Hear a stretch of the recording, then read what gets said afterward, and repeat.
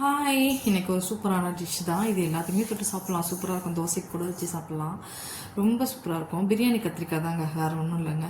ரொம்ப எப்படி பண்ணுறதுன்னு எந்த கத்திரிக்காயிலும் பண்ணலாம். ஆனால் அந்த குண்டு குண்டாக இருக்க கத்திரிக்காயில் பண்ணால் இன்னும் நல்லா டேஸ்ட்டாக இருக்கும். நான் நீட்டு கத்திரிக்காய் தான் பண்ணேன். ஃபஸ்ட்டு கொஞ்சமாக ஒரு ஸ்பூன் எள்ளு எடுத்துக்கோங்க. நான் கொஞ்சம் குவான்டிட்டி தான் பண்ண போகிறேன், அதனால் ஒரு ஸ்பூன் எடுத்துக்கிட்டேன்.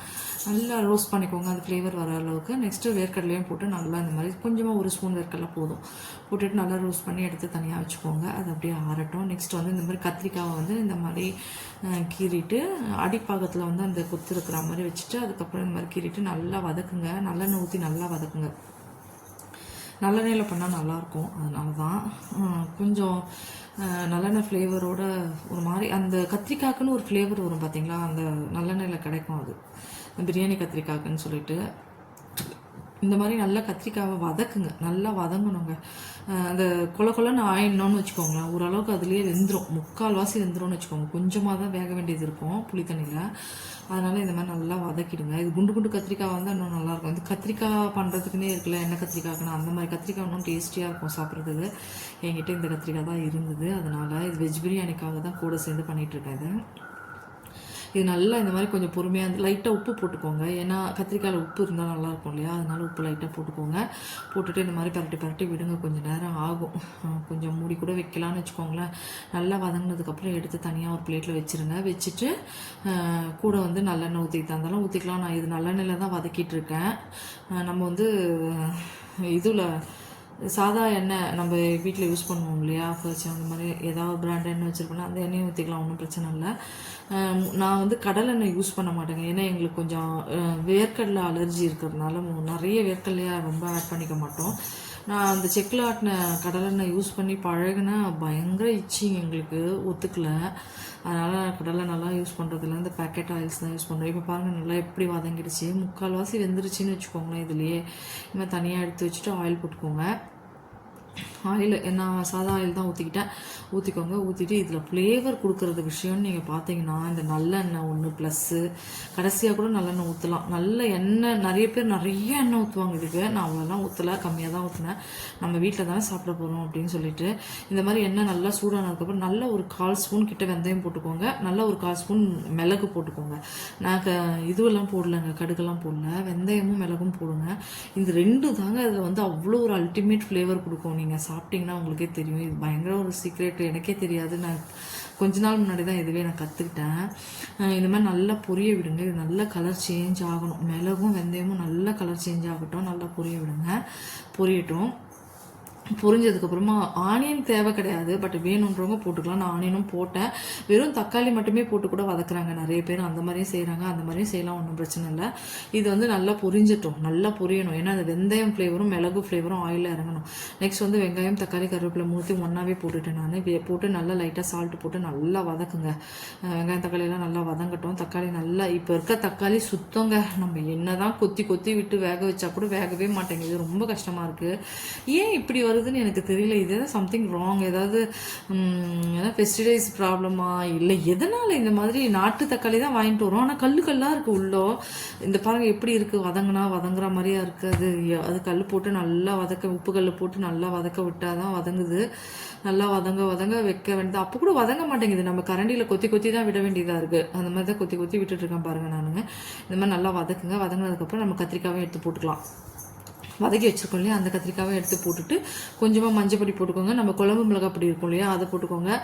ரொம்ப கலர் வேணும்னு நினைக்கிறவங்க நான் வெறும் மிளகாய் பொடியும் கொஞ்சம் ஒரு 1/4 ஸ்பூன் போடுவேன். இந்த மாதிரி நல்லா எல்லாத்தையும் சேர்த்து நல்லா வதக்குங்க. கொஞ்சம் வதங்கட்டும். அது ஆல்ரெடி வதங்கிடுச்சு. திருப்பி கொஞ்சம் நல்லா இந்த மாதிரி வெங்காயம் தக்காளியோட வதங்கட்டும். வதங்கினதுக்கப்புறமா கொஞ்சம் மஞ்சள் பொடி, நம்ம வீட்டு குழம்பு மிளகாய் பொடி இருக்கு இல்லையா, அது ஒரு 1.5 ஸ்பூன் கிட்ட போட்டுக்கோங்க. நெக்ஸ்ட் வெறும் மிளகாய் பொடி கொஞ்சோண்டு நான் போட்டேன். வேணுன்றவங்க காஷ்மீரி சில்லி போட்டு கூட கொஞ்சம் போட்டுக்கோங்க. நல்ல கலராக வேணும்னு நினைக்கிறவங்க காஷ்மீரி சில்லி ஆட் பண்ணிக்கலாம், ஒன்றும் பிரச்சனை இல்லை. இந்த மாதிரி நல்ல வெங்காயம் இந்த தக்காளியை கொத்தி விடுறதாங்க எனக்கு பெருசாக இருக்குது இப்போல்லாம். எனக்கே புரியல, இது என்ன தக்காளி, இதுன்னு பெரிய கடைகளில் தான் போய் வாங்குகிறோம், சாதா கடைகள்லேயே வாங்கலாமான்னு யோசிச்சுட்டு இருக்கேன் நான் பேசாமல்.